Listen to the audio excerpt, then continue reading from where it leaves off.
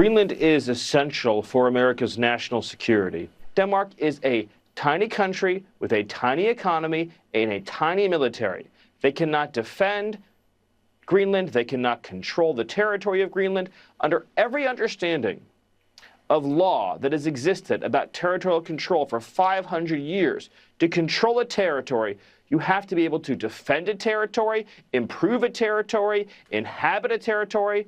Denmark has failed on every single one of these tests. So they want us to spend hundreds of billions of dollars defending a territory for them that is 25% bigger than Alaska at 100% American expense.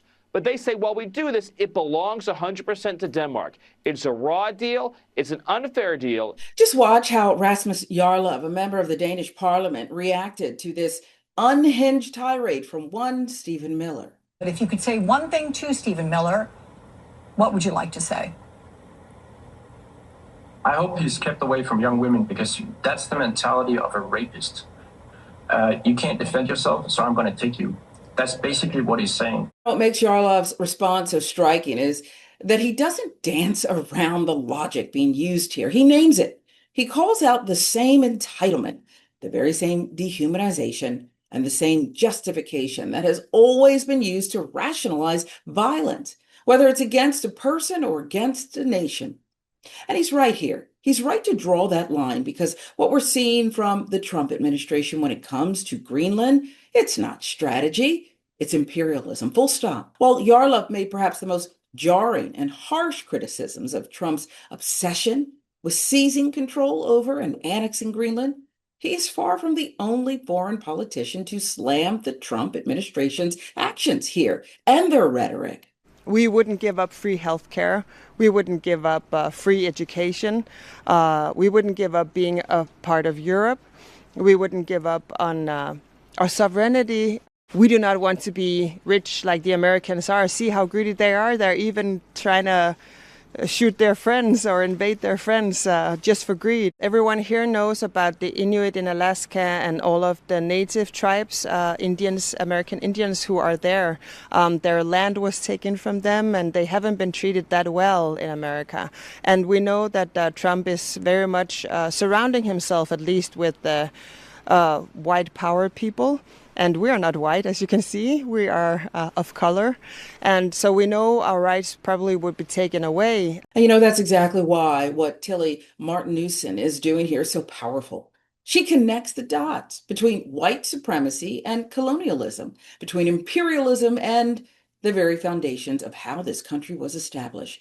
This isn't just a moral rebuke, it's a historical one. She is saying very clearly, none of this is new, and that America does not get to pretend this behavior is an accident or a misunderstanding. You were there, you decided that you didn't need to be there, and now you complain that you don't have military presence anymore. You can resume that tomorrow without attacking a NATO ally, without infringing on a friendly country like the Kingdom of Denmark and a long-standing ally. So simply the rationale behind this lack both factual foundation, but also doesn't stand any logic testing, because there is already a treaty between the Kingdom of Denmark and the US allowing US military presence there as part of NATO defense. Many of our own politicians, they have spoken out against the rhetoric and the threats being flung at Greenland as well. The president just wants to have a legacy piece where he gets to claim that he brought in this big chunk of land that he sees on the map, even though it's, distorted map. And he's willing to ruin our whole foreign policy, all of our alliances, our economy, just so he could get what he wants. This man is doing everything for himself and nothing for us. Even the idea of buying it. We're going to spend billions and billions of dollars, potentially $500 billion, which is never going to happen. But right now we can't even afford health insurance for U.S. citizens, and we're talking about buying land. And let me just say one more time. Denmark, the Kingdom of Denmark and Greenland has said, we will give you everything you want, short of giving you possession of our land. You want more bases, you get more bases. You want to put more people, you get it.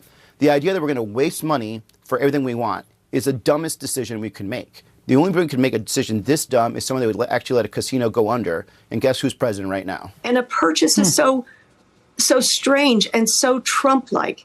But they are a unique, sovereign people. I will tell you, they are hurt. They talk about the fact that their children in Greenland go to bed at night scared, fearful of the Americans. We must roll that back. Run this country well. Let's stop the fighting on the streets, the militarizing of our cities.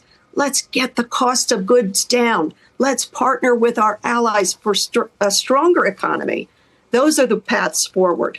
And when you step back and look at this entire situation, Greenland included, it becomes clear none of this does a single thing to improve the material conditions of the American people. It doesn't lower prices. It doesn't create jobs. It doesn't make healthcare more accessible. All this does is signal power, dominance, disregard, and that cost is felt both abroad and right here at home.